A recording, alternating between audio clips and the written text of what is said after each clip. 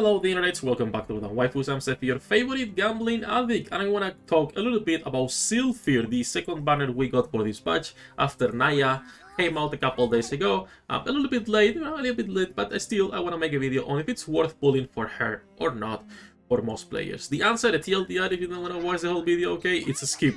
You don't need to pull for her. That's it. Let's jump into why I would not pull for her, and a little bit of her review, and also how she's been doing on the current dimensional class. So, leave a like, subscribe, help me grow the channel, and let me actually use my stamina before I forget, because I forget too often to claim and use this stamina. I am afraid to say it, but I forget too often. I've been using the extra star candy they sent recently on Pufarons, but because I need a lot to level up. I think free-to-play should be using them on most likely either skill materials, right, or some extra gold every day, and then your normal star candy on crayons. I think Secret Bakery is something most players don't have to worry about early on, at least, right, early on. And I also been building for Dimensional class Festa.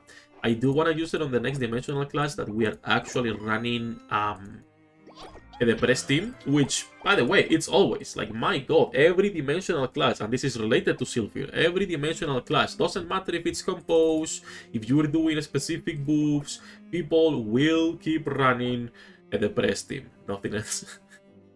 Now, interesting to see here that Haley is doing so much damage. This is a 21-second clear. What items are they putting under Haley here? That's interesting. He was using a different team composition yesterday. I am curious to know what items he's using. See, full the press. I've been using the press myself with an Epica instead as well.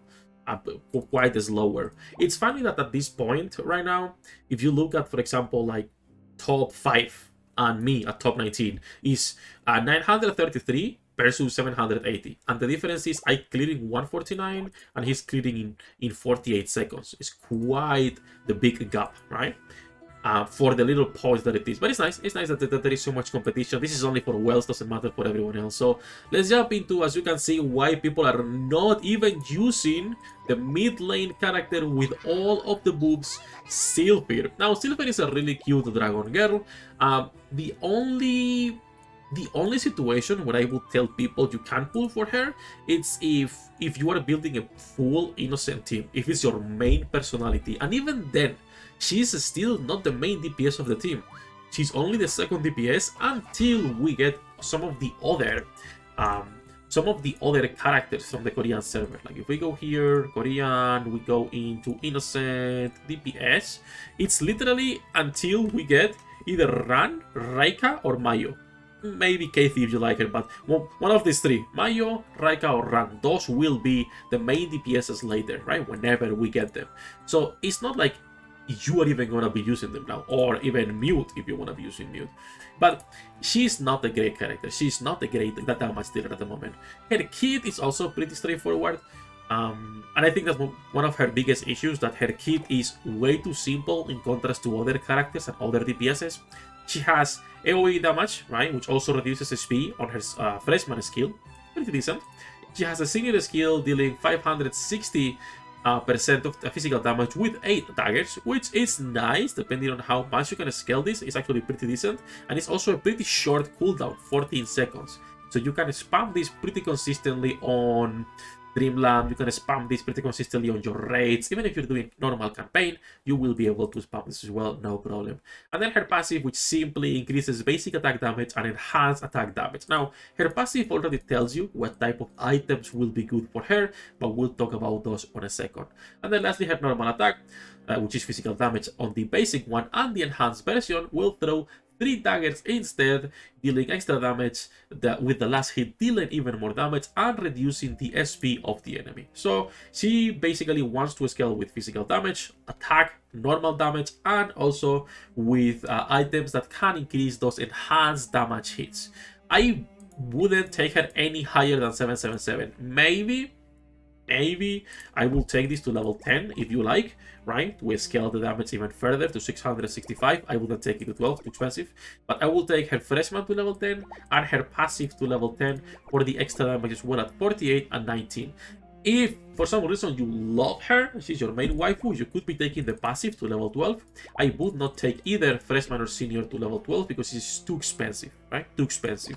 Her board is not awful. In fact, I opened her second board just for the notes. Her first one is going to be giving crit and HP, pretty nice. And her second board has actually a nice crit node right here, right? And a nice defense node right here, which are all pretty good. She has also an extra defense node, but it's crit defense, and I don't like this one, so I'm not keeping it. So it's decent when it comes to her board.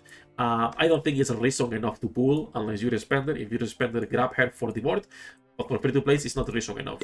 And then when it comes to her A-Club activities, she is also sadly not that great. If we go and try to find our Dragon Girl right here, as you can see, she has only 2 items, okay? And are both the all-purpose sauce and milk. So if you need someone for cooking materials, yeah, sure, why not? But she's not a good character even for the A-Club resources. So I wouldn't bother for that. So like I was saying at the beginning of the video, overall, a great DPS or a nice sub DPS you can use even on tower. I've been using her at the moment and she's doing pretty well. But unless she has the advantage of the raid of all of those buffs, you will not make use of her, right?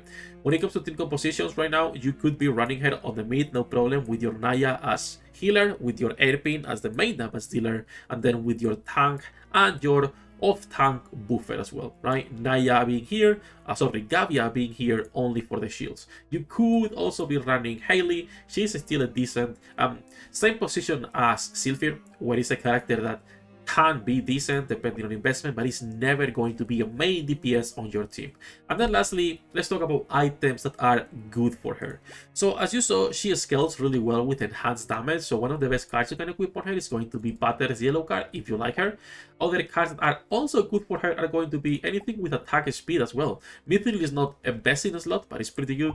The obvious picks for attack, your Dragonlight Sword and your Shion Blade Cape are fantastic for any DPS in the game. Elena's Enhanced Drone is also pretty good because it gives attack speed after freshman skill. It gives attack and HP, which for a character on the mid lane is still pretty good. The attack is a little bit lower at 26% only, but it's still a great item for characters like this.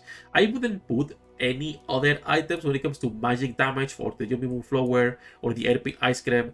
You could be running the Assassin's Scroll if you have nothing else. You could be running Sword and Staff if you have nothing else. I would avoid the Kettlebell because you want to be scaling more with her enhance rather than with her skill damage. You could try to make a purely a skill damage build on her, but it's not going to work as well unless you have enough SP. Because a lot of her damage comes from the enhance rather than from the skill itself.